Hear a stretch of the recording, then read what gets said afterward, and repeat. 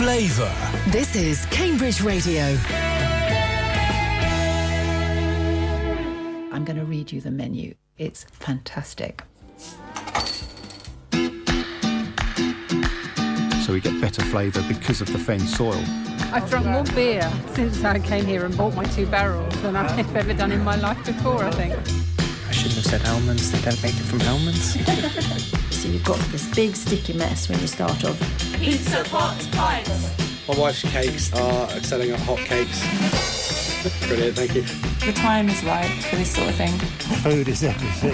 Cambridge is right for this sort of thing. What's it like? Delicious. Good afternoon. Welcome to Flavour with Alan Alder, Sue Bailey and me, Matt Bentman.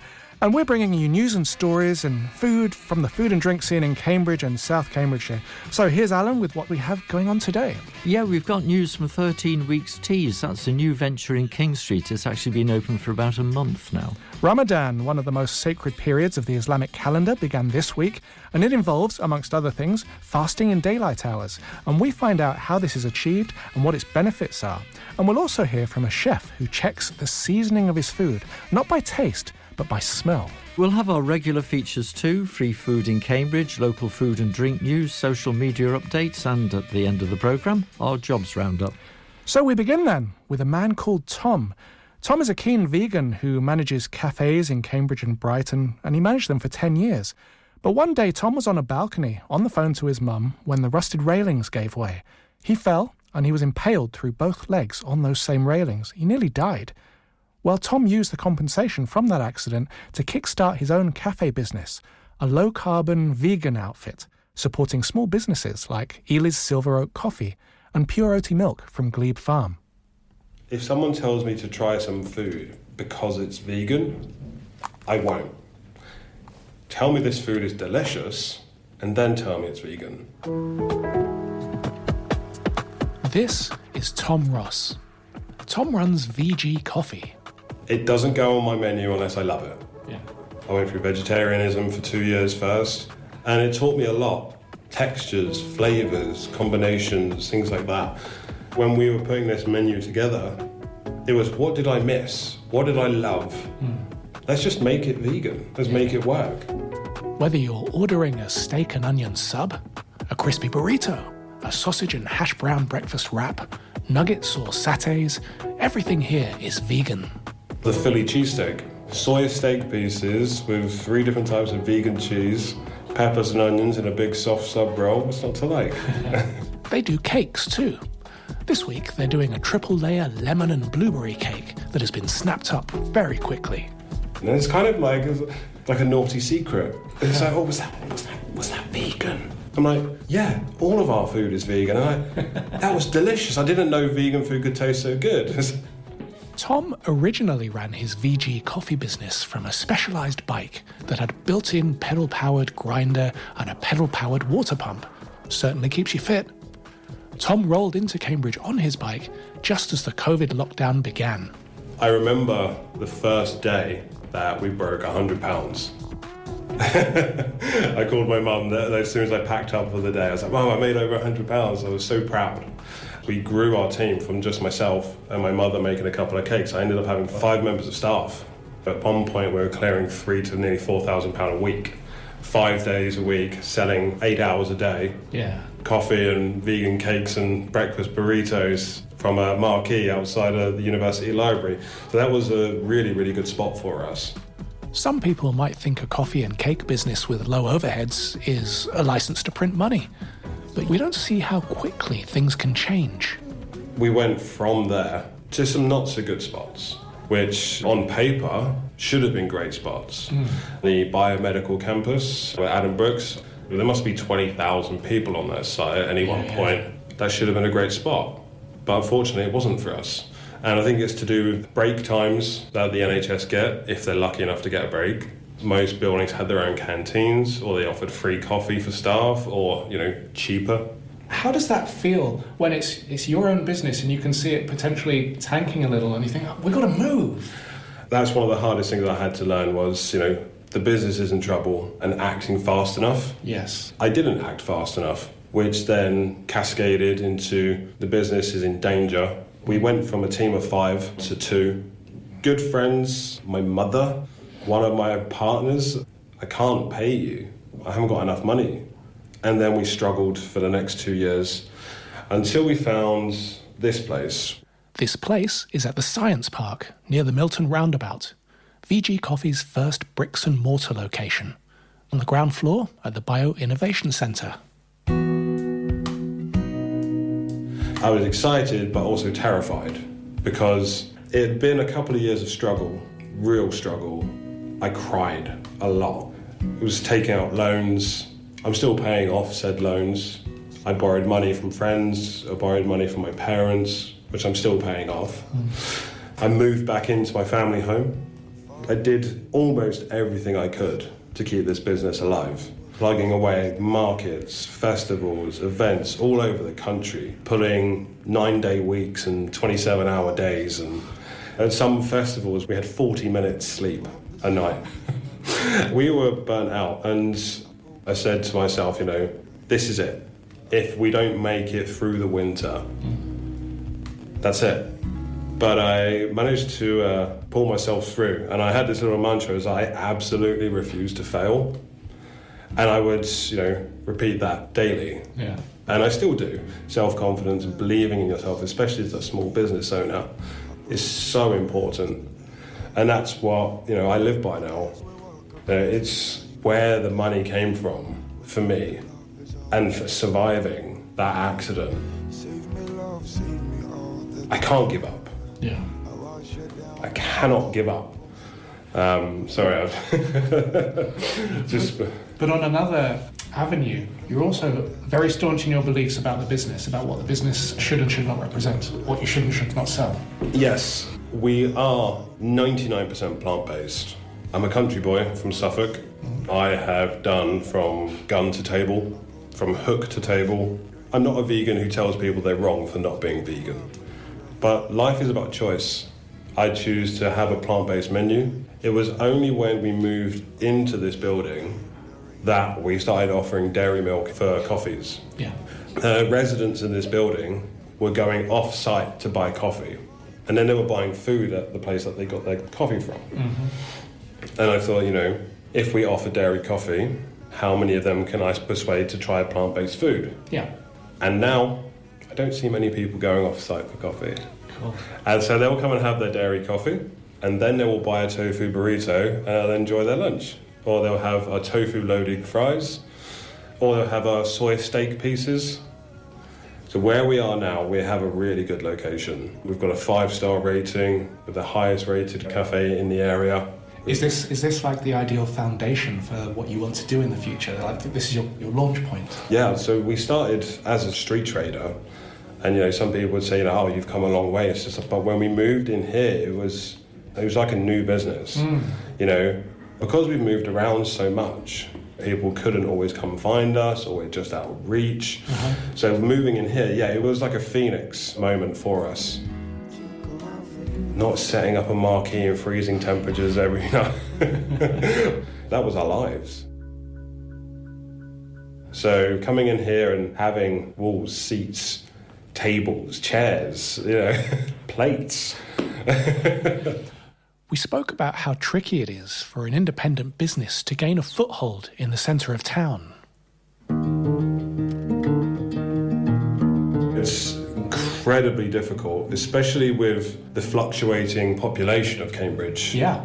With the Cambridge University being in 3 terms a year for 6 weeks at a time, that's only 18 weeks of the year. And those 18 weeks, especially with the tourists in the summer, central Cambridge is great. If you're doing the right thing, you're going to make money. But how do you make that money outside of those times? And that's what scares me about moving into Central. You have to be able to have the fixed Cambridge population coming to you during the winter, the cold months, and out of term time. Looking at the prices of bricks and mortar Central Cambridge, it's frightening. Yeah. I understand why so many businesses, not just vegan businesses, have disappeared since we started. Doppelganger, Vito Mito. Yep. Vegan Vice, Tipsy Vegan. They were all around the time that we started. Looking at how much it costs to keep a small business alive that doesn't have those business rates, I fully understand why they've failed. And it's sad. It's really, really sad. I mean, we're on the outskirts of Cambridge here now, on the Science Park, and thankfully, the rates that we pay are not central Cambridge prices. In 2 to 3 years, I will be looking to move somewhere closer to the centre of Cambridge, and it will still be a VG coffee, but with a slightly elevated brunch plates, a little more of a sit-down. Yes. Where we are, our trade is mainly lunchtimes, but we make about 90% of our money in about 90 minutes each day. So one day we will go towards central Cambridge. There's so much food that I want to do. I really want to bring the best plant-based food to Cambridge. With the loss of all the great businesses that we've had, there's opportunities. It's a challenge. I've got ideas to bring smash burgers. I want to have the best vegan burger in Cambridge. Alfie from Doppelganger still holds that accolade in my mind. I compare every burger I ever have to Doppelganger. The memory of Doppelganger. Yeah. I mean, if I could be a doppelganger, oof. Yeah, I get really excited about good food, and I get excited about my menu. You go through some of our reviews on Google, it's like, I do not like tofu is the first line, but the owner persuaded me to try some, and I love it. And now that person consistently buys tofu from us. So bring in the plant-based foods, we have a good sense of flavour, we've got good textures, and we just want everyone in Cambridge to try it as well. That was Tom Ross. VG Coffee can be found at the Cambridge Science Park in the Bioinnovation Centre, and you can see their full menu on their Instagram link. That's VG Coffee UK. And VG Coffee do deliveries as well. This feature was inspired by a piece we did last year when Alan and I went to a talk at the Darwin Coffee Society, where the owners of Stir, Page's Cafe and Harvey's Coffee House talked about what it's like running a cafe in the centre of Cambridge today. And here we have Tom, and he started out with his mobile coffee business and the issues that he faced. So this feature was a real mixture of food and business, I think. Stuff that really struck me in that feature that he said, we make about 90% of our money in 90 minutes each day. That's extraordinary, isn't it? Yeah. That is extraordinary. The golden time, I suppose. Yeah. But yeah, the centre of town, I mean, we've seen everyone who works on the market is subject to those pressures as well, aren't they? Because they know that there's crucial days throughout the week when you can and when you're going to make your money and when you're going to struggle. Yeah, I mean, the market is quite short on stalls on Mondays. There's not many stall holders turn up on Mondays because a lot of people don't go shopping on Mondays. So they don't book the stall, they save the money that way. Yeah. Whereas on Saturdays and Sundays, it's difficult to get a stall. Yes, yeah. And it was really a memory for me when he mentioned people like Alfie Fowler of Doppelganger or Tommy D from Vegan Vice. We've covered those people back in like 2017, 2018, 2019. You know, what a sign it is that those vegan businesses, they kind of flourished for a short while here and then they were gone. And again, that's the problem with the rates. True. Yeah. And Stem and Glory, but also because veganism became sort of mainstreamed in... Very true, right. Yeah. Well, we'll move on, yeah? Yeah, that was interesting. I'm free.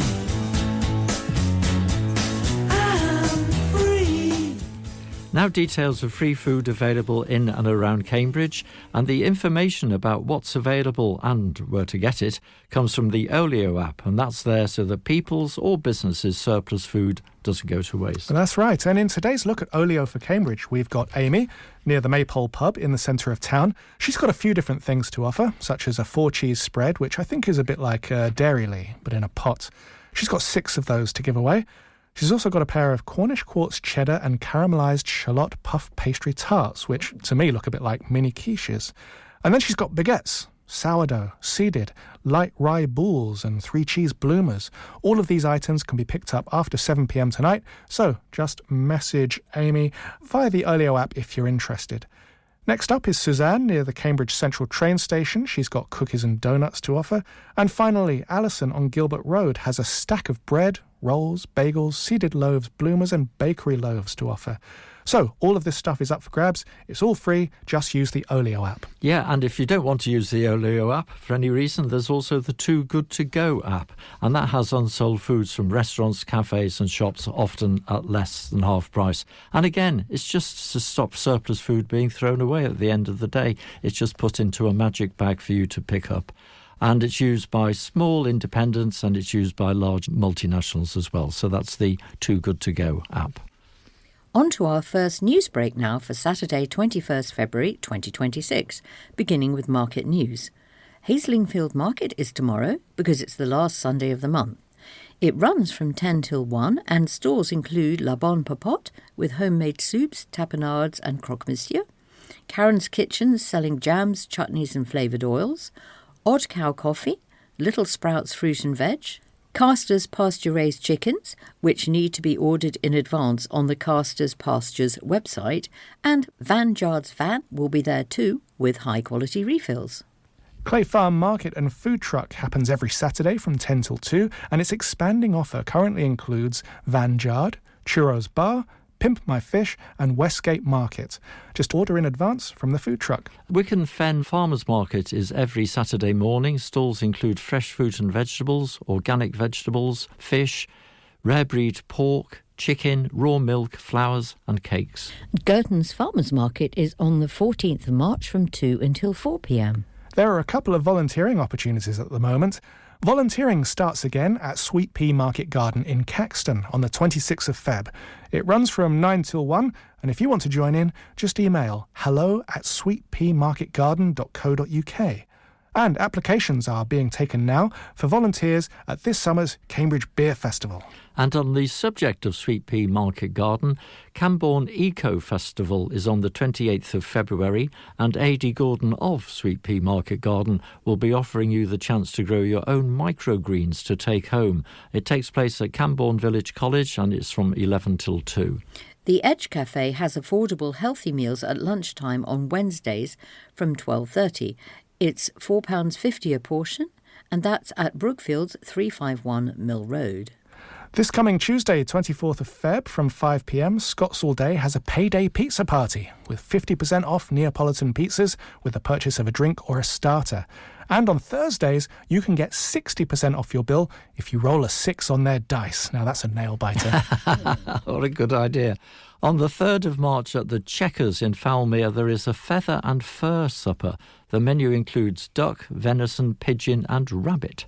Finn Boys in Mill Road has an Italian lakes and mountains meal on the 4th of March with matching wines. And that's the news for now. More later. Now, this Thursday at Frank's Farm in Ellsworth, there is going to be a celebration of toast. And that's because it's National Toast Day. Sue has been researching toast. So, what have you found out, Sue? As long as we've had fire and we've had bread, then we've had toast. I suppose so. So a long time then. Yeah, so a long time. So, I mean, bread is more than 8,000 years old. And so I'm sure there have been times when people thought, oh, OK, perhaps a bit of stale bread here might be livened up by toasting in front of my fire. On a twig, perhaps? Yes. Yeah. Actually, I mean, one of the things that we always have when we do the Olio app, free food, is a lot of bread. Yeah. Toast is, in fact, the first written recipe for toast is, in the UK this is for stewed onions in stale beer and oil. Sounds lovely, doesn't it? Called Oily Soppies. And it was printed in 1430. And basically, you had this lovely sort of onion oil soup was served with toasted bread that were being cut up. So a bit like croutons, but it's still your toasted bread. Yeah. Right, so it's always been popular. Have you come across any other unusual combinations? Toasted cheese is not an unusual combination, but that's a very sort of early Welsh rarebit that came on the scene, and that was in the 18th century. In terms of unusual combinations, yes, there is the most weird combination, which is a toasted bread sandwich. Right. So 2 pieces of bread with your toast in the middle. And this was a Mrs. Beeton special. I see. Yeah. So the outside is untoasted and the inside is toasted. It's toast. How odd. I know. Very odd, decidedly odd. I mean, too much toast and too much bread, I think, for that particular one. Wool. But, of course, I mean, everyone remembers soldiers in the 70s, I suppose, 60s and 70s. So if you liked a dippy egg, you'd have to have your little toast soldier to dip in it. I still do that. You? Do you do that, Matt? Oh, yeah. Oh, fair enough. So it's not passed away into the myths. No. Excellent.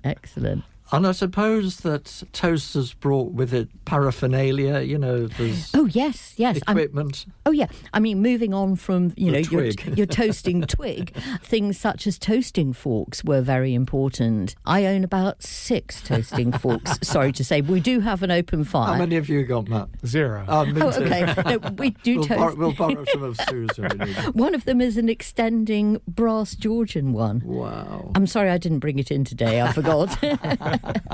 And of course, in terms of equipment, when the cast iron ranges came into fashion, well, they came in the early Victorian period, you had a special sort of toasting, a bit like a book stand that sat in front of your oven, and then that toasted your bread. And then we moved on to sort of bits of equipment that you could put on top of the hot plates. And then we moved on, of course, to newfangled electric toaster. They came in the 19th century. So, oh, did they really? Oh, yeah. So, I mean, the first one that sort of came around was in America, and General Electric and Westinghouse, and this was between 1905 and 1908. Gosh, I didn't realise it. Oh, they've got a long history, long history of a proper toaster. We have in our house a toast rack. But we never use it. But you get toast racks in hotels, don't you? But you do still, yes. And in fact, Delia Smith said, you must use a toast rack. And this was in her How to Cook Book 1 of 1998. And she said, serve it immediately in a toast rack once it's done. If you put it straight onto the plate, then the steam gets trapped underneath and makes your toast soggy. And whatever you do, do not wrap it up in a napkin. Oh, really? Right, OK. So, there we are, Delia says. A very important tip for National Toast Day, which is on, I think it's Thursday, isn't it? It is indeed, yes. Brilliant. Well, thank you very much, Sue. We are much the wiser. Thank you. And better people, I think. Time for a bit more news now, and the next pasta night at Hidden by Pudini in Willingham is on the 6th of March. But before then, on the 27th of February, they're having a taco night with pork, beef or black bean tacos. No booking is needed either for that taco night. And Frank's Farm in Ellsworth has a night in Provence on the 7th of March with a very good menu that includes bouillabaisse as an entree. What could be better? Booking is essential. On the 12th of March at Thirsty and Chesterton Road, there is a tasting of women-founded whisky brands, and that's starting at 7:30. Dani Escuero, or Dani Cooks on Instagram as she's known, has a Mother's Day Ecuadorian cooking experience. This is on the 14th of March. It's from 11 a.m.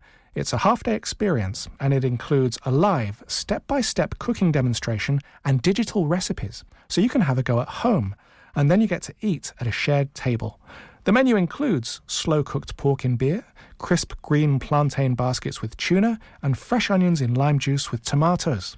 And Midsummer House will be open specially on Mother's Day, Sunday the 15th of March.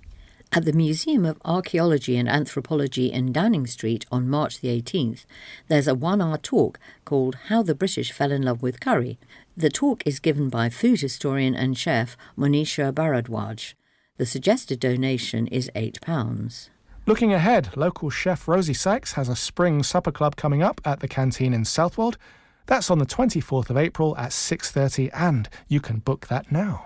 More news later. King Street is becoming a real destination for food and drink, and recently the Handsome Prince Bar has opened, and Kim Chili Korean restaurant has opened next door to that, and now 13 Weeks Tea has joined them. It's on the city side of Darries.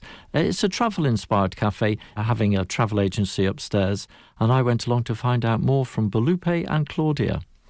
So a travel-inspired cafe is a place where you can have tea and coffee from different parts of the world. So we want you to experience the world right from your teacup. Right, so where are your teas and coffees from then? So we have some specialty teas and coffees. So for example, we have the Egyptian mint tea from Egypt, and we have the matcha chai, which is from Japan. And we also have Moroccan mint tea as well. We are expecting teas from Kenya and the original coffee from Ethiopia as well. And I guess you do this sort of normal range of coffees, things like flat whites and lattes and so on. Yes, absolutely. Yeah. But you do some unusual mixtures as well. Oh, yeah. Oh, you're talking about the chocolate chai. I was just really curious, honestly, so to mix some chocolate with the chai. It was really, really good. Highly recommend, yeah. Was it? I've never seen that anywhere. This is entirely your own thinking, is it? Yeah, I ran out of ideas for the social media, and I was just like, chocolate and chai, why not? Really nice. Yeah, highly recommend. I will absolutely make that for someone. It makes the latte art like really pop. And matcha chai latte as well. So that's chai with... Yeah, it's a chai mix with a little bit of matcha in there as well. So it's got that really beautiful green to it, but it's also got the sweetness and spice of a really cosy kind of cup of chai. Yeah. Oh, that does sound good. Yeah. And also Earl Grey with blue malva flowers. It's my favourite tea that we do. So the flowers just make it super perfumey. It adds to the kind of flavour and smell of the bergamot in a really nice, subtle way. A lot of the time you'll have, like, I don't know, lemon with Earl Grey, which is fine, but it can overpower the bergamot a bit. But I find the blue flowers, it really adds a nice perfumey floralness, and yeah. And where do you get your coffee from? Which is the roastery? So we use Fresh Pack, which is a family-owned business. The coffee that we've got at the moment is a medium dark roast from Colombia. It's organic, fair trade, and Rainforest Alliance, all that good. And what about food, or are you a drinks-only establishment? So we offer food as well. We are still developing a range of our menus, but at the moment we have fresh croissants, and we also have fresh bread as well. And we are, looking into developing more pastries as well. Yeah. And where do you get the croissants?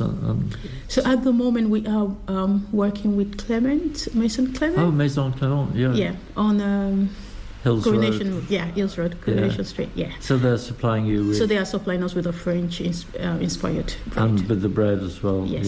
Yeah. But is there a link with travel as well? I mean, other than wide variety of countries that you get your products from, is there a link with travel? Yes, so we are originally a travel agency, and we thought about incorporating a cafe as part of our offering. So as a travel agency, we book travels to different parts of the world.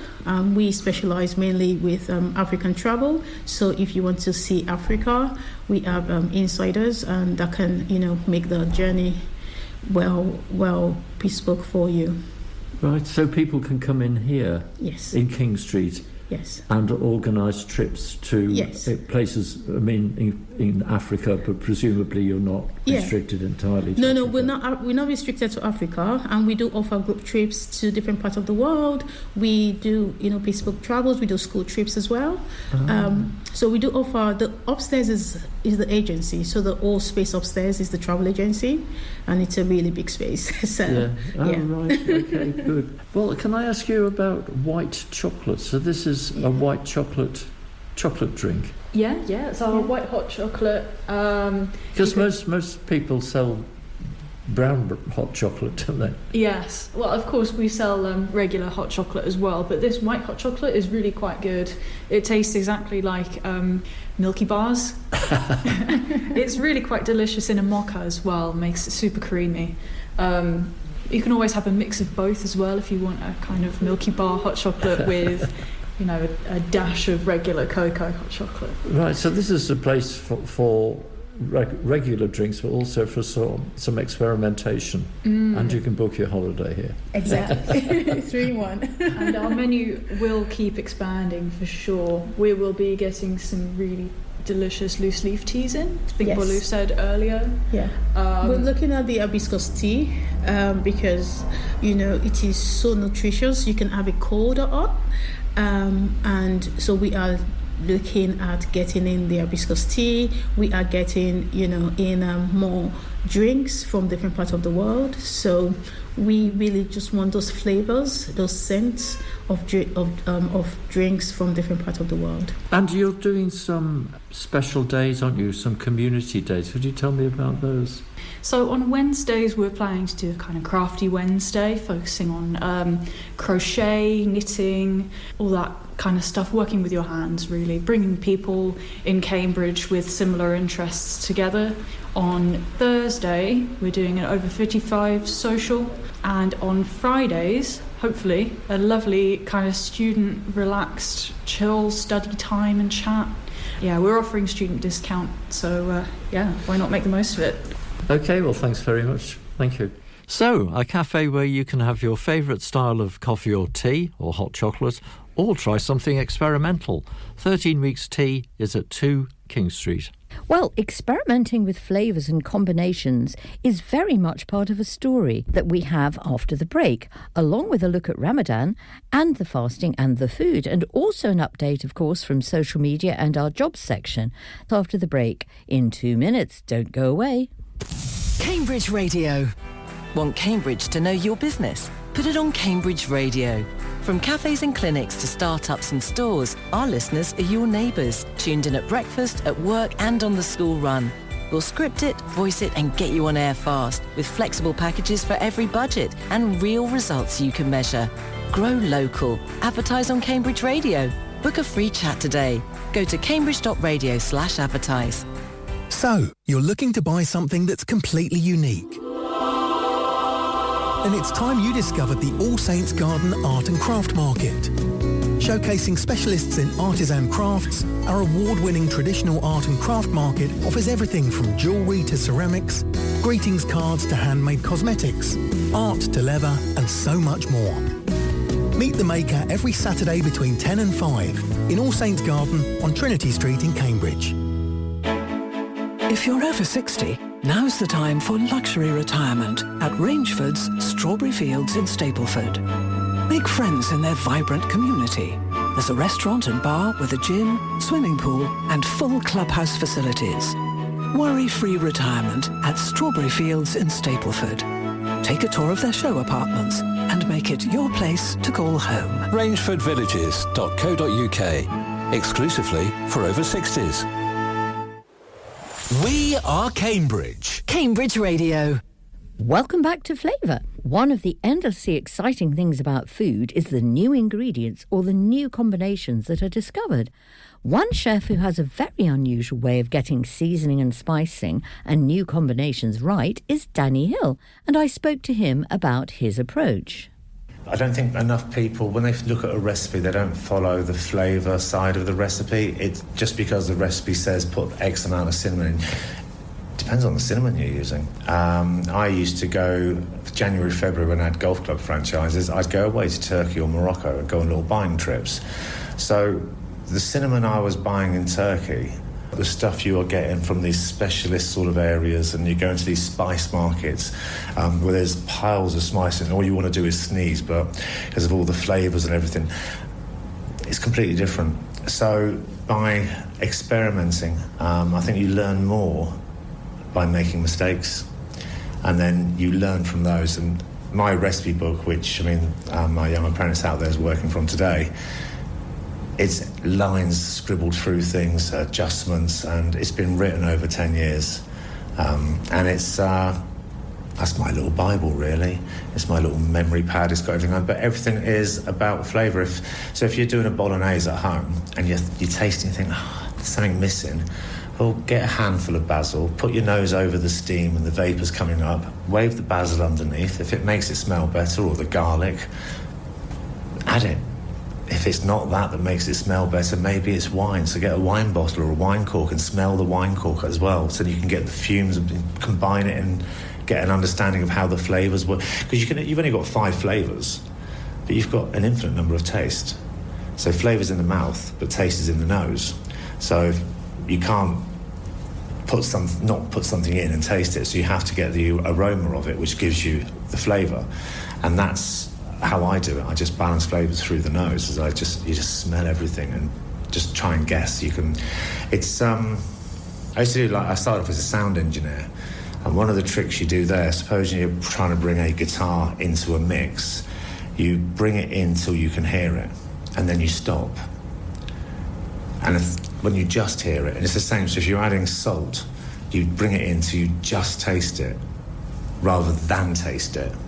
and then you can get the balances. But changing acidity, so if you're making a soup and you sort of just, if it's a soup for 4 people, half a cup of a white vinegar, bit of lemon juice, balsamic vinegar, just changes the whole balance. It separates the flavours and it makes you sort of, you can taste the basil or the parsley or whatever that's in there. It just separates it out. In my world, it does anyway.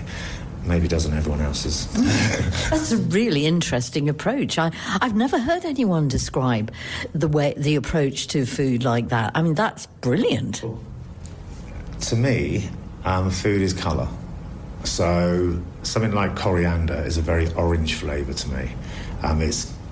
It's harsh, it's bright, but it's got this under softness. It's not like a yellow, which is really harsh and sort of like hits you around the face a little bit. So if I'm doing something like, say, a chicken gumbo, all the flavours in there are sort of like purples. They're all soft, mauves, purples and blues, and that's the sort of like the cumin. It's the... I do sort of think of colour palettes. To me, food has colour. It's not that synesthesia or whatever it's called, but it just makes sense to me to sort of like think of, I need a colour to go across the top of that. So if I've got something that's a little bit flat and lifeless, by chucking in an orange or a yellow, coriander, maybe sort of galangal, I can lift it and just give it another level, shall we say. But yeah, it's flavours, because I don't eat a lot, but what I do like to eat has to be really flavoursome. But not, you can overpower it. You know, when we do chilli nights, and there's some of the guys come down here love a hot chilli, I can't do it. It just kills my taste buds.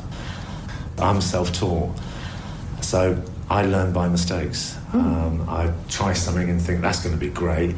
You get some gems.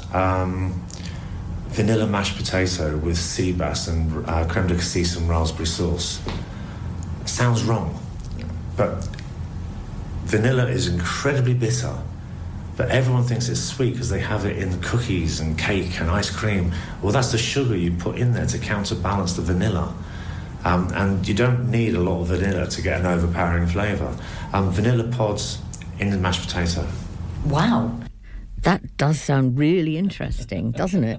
Anyway, Danny Hill was the head chef at the Green Man in Thriplow, and he's now back to running his own catering business, DannyHillChef.com, and he caters for birthday parties, weddings, corporate events. He does buffets. Anyway, he's amazing, as you can tell. He's got a real flair with food.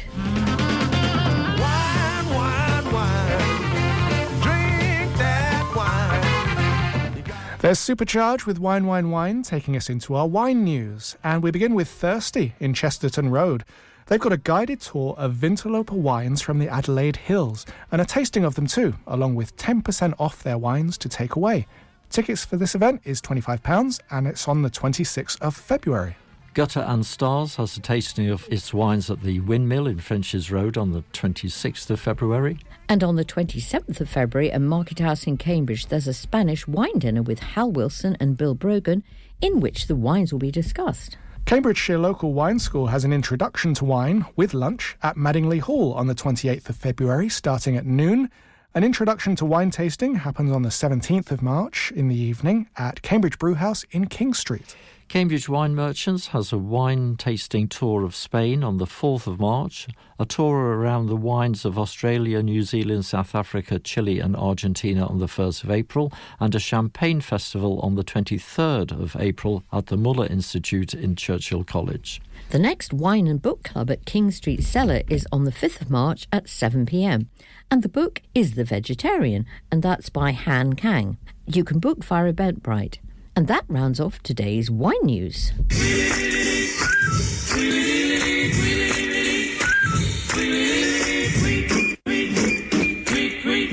And there's our familiar music, signalling time for news from social media. And a reminder that you can find Flavour on Instagram, where we are at FlavourCam.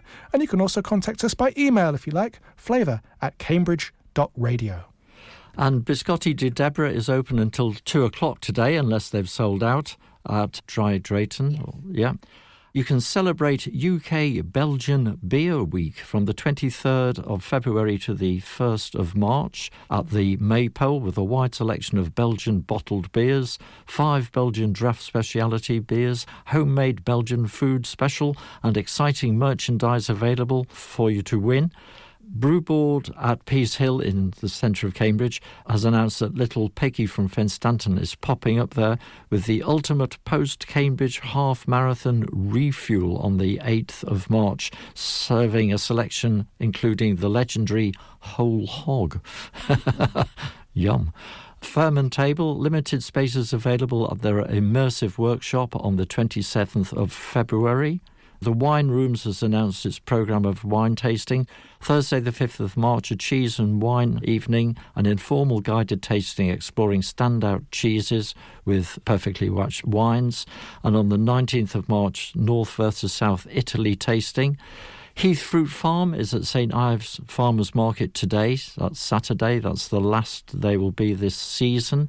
Yotam Ottolenghi will be at the Cambridge Corn Exchange later in the year, telling you how to cook. That's on the 9th of December, and it will be recipes from what will be his new book, Simple 2, and that starts at 7:30. And that's some of the news for today.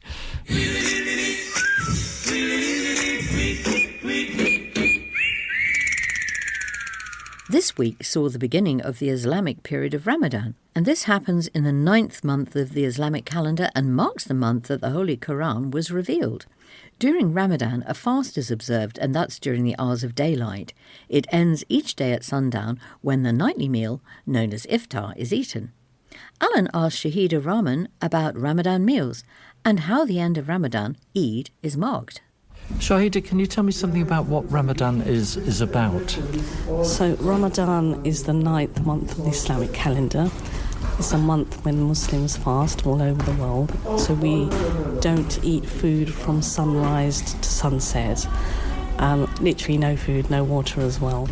And it's a time of spirituality, people coming together and self-focusing, really, making ourselves better and being a better person all round. So there's a lot of things that we do sort of focus on during the month of Ramadan.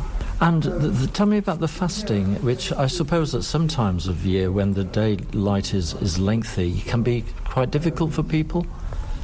I think the first couple of days is probably a shock to the system, but we do get used to it, and it really depends on what you have in the morning, what you eat. It's about healthy eating as well. Also, when you break the fast in the evening. So I think, yes, we do feel hungry from time to time, but for us it's focusing on who we are, making ourselves better, and it's feeling hungry is a spirituality for us. But yes, you do get used to it as the month goes along. What sort of thing makes a good breakfast then, to see through the day?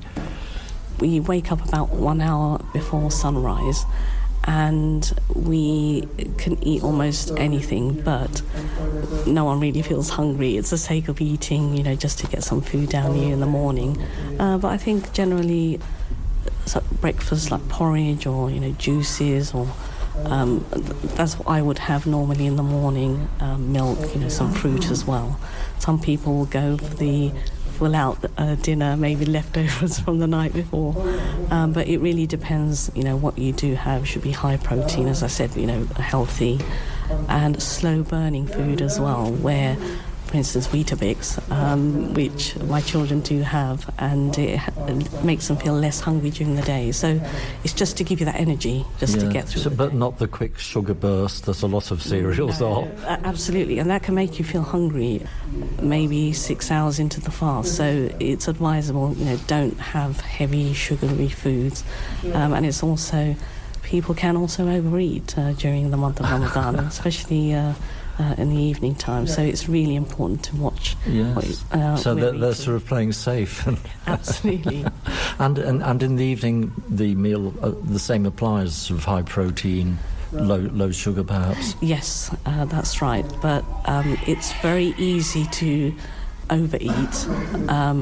Just before iftar, the evening meal, we're always thinking about what we're going to eat, what we're going to cook. But when it comes down to having that meal, I think our Our eyes are literally just telling us to eat more, but simply we can't eat too much, especially when we're about 3 or 4 weeks into Ramadan. Our stomachs shrink, so we're eating less, but we get used to it. So it's but the danger is, overeating. We shouldn't overeat, because we do need to do our evening prayers and make sure that we're feeling light and well in ourselves. Yes. And at the end of Ramadan, the festival of Eid, when you can start eating again in the daylight hours, what's that like? Is that do people overdo it then? It's easy to overdo. I think also we're not having that early morning meal as well, so we're having breakfast a little bit later. But Eid is a day where we share different kind of foods. Family come over, friends come over. It's a wonderful social time. We come to the mosque for our Eid prayers as well. So yes, I think it's just nice to be able to eat something different, and it feels odd, suddenly eating during the day when we haven't been eating during the day for a whole month. So what sort of foods are eaten? Is it foods that have a symbolic relevance, or is it simply people eat what, like Christians do at Easter, they just eat what they really like to eat? Yes, and it depends what country they come from, so they will eat their own traditional food. For myself, I'm Bangladeshi origin, so I would cook South Asian food.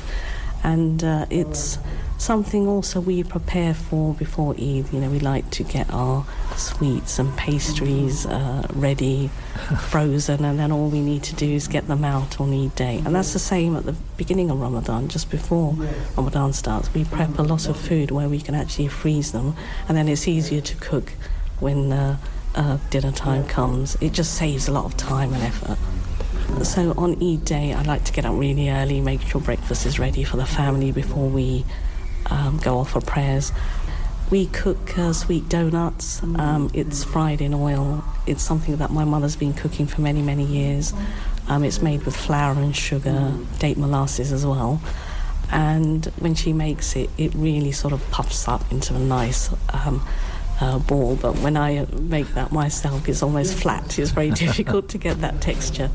But that's, I think in my household for many, many years, that's been a key theme of Eid, because my mother's made that for many, many years. We've had it since we were little, and I'm feeding my children as well the same thing. Yeah. So, lots of different kind of foods, samosas, pastries, there's just a huge variety.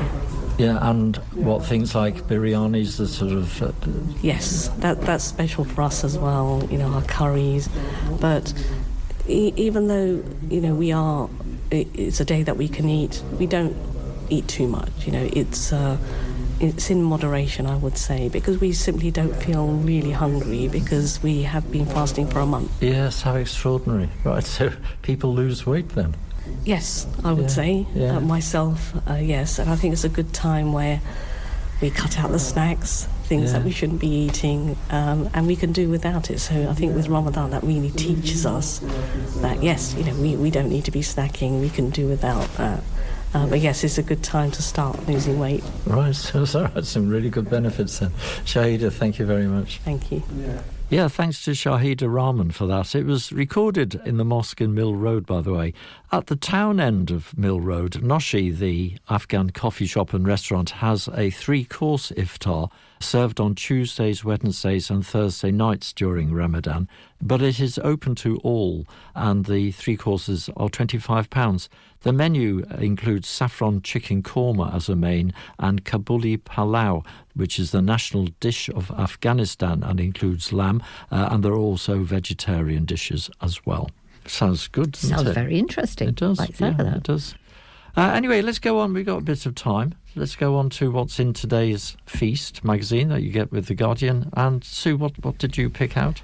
I rather fancied, because of course it's rhubarb season now, Rhubarb and Hazelnut Brown Butter Crumble by Helen Go. What appealed to me about this is it's a non-rub-in recipe. So you use brown butter and you mix it with the oats and the sugar and hazelnuts and some flour as the topping, and it all sort of nubblifies and comes together, and then you pop it on top of the rhubarb. And you also add toasted fennel seeds in it. So interesting. I think I might try that. And do you toast your fennel seeds on the end of a toasting fork? To balance them might be tricky.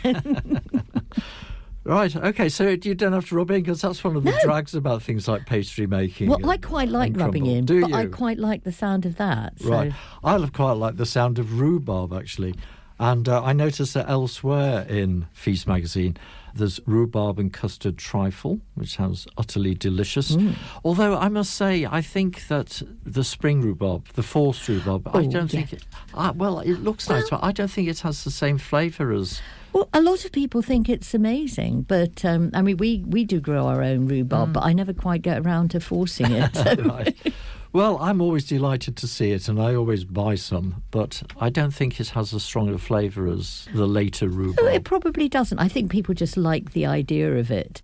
And I've always loved the idea of you can actually hear rhubarb squeakily grow in the Midlands growing sheds. Can you? Yes, yes. According to... I need to go and record some. Blimey, I didn't know that. And Felicity Cloak, who has a masterclass on rice pudding. I think one of the things we would not need a masterclass, I would have thought. It's pretty simple, but anyway, maybe she reveals ideas that I've never thought of. She serves it with rhubarb, so that's jolly nice as well. Rice pudding, no thanks. But you're not keen on rice pudding? No. Oh, really? What about you, Matt? Are you Love it. It's great. Yeah. No. What on earth happened to you? School dinners. Oh, right. Oh, but that's semolina, isn't it? No. It's also rice pudding as well. If you went to the school I went to. Oh. Did you have white custard as well? We had pink custard. Pink custard? Pink custard, yes. Oh, I don't remember that. It probably was there at my school, though. Yeah, I don't remember. Actually, maybe I do remember white custard. I'm not sure. I do remember white custard, but I particularly remember the pink custard. Yes. Oh, well. And finally in Feast, the filter in which they look at... different manufacturers' version of a product. Puff pastries looked at, and the best overall one, it says, is the Marks & Spencer's handcrafted all butter puff pastry. Excellent. So there you go. I'm going to go for that. Right.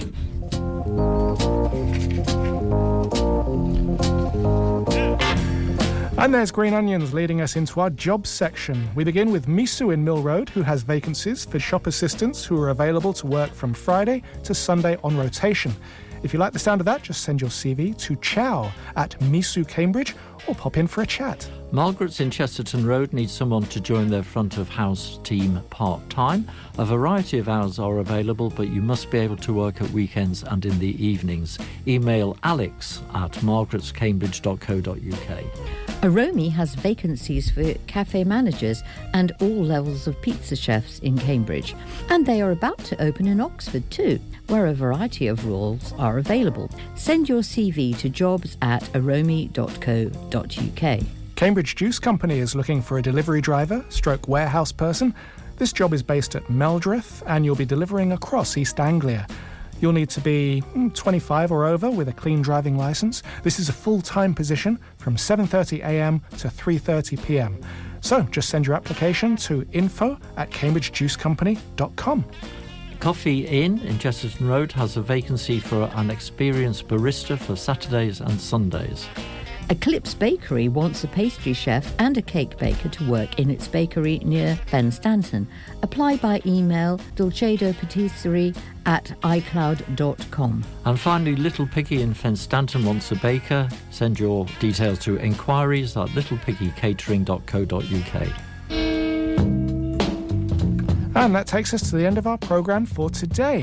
We're here on alternate Saturdays at 12 noon, but repeated on Sunday at 1 and Monday at 2. We're also available as a podcast from all the usual places, but if you can't wait, just hit that on-demand button on the Cambridge Radio website. Yeah, that's all from us today. For today, though, after the news at 1 o'clock, it's Gadget Guide, and Sue Marchant has her selection at 2 o'clock. We'll be back on the 7th of March with lots more food and drink news and jobs and features. So until then, thanks very much for listening, and from us all, goodbye. Goodbye. Goodbye.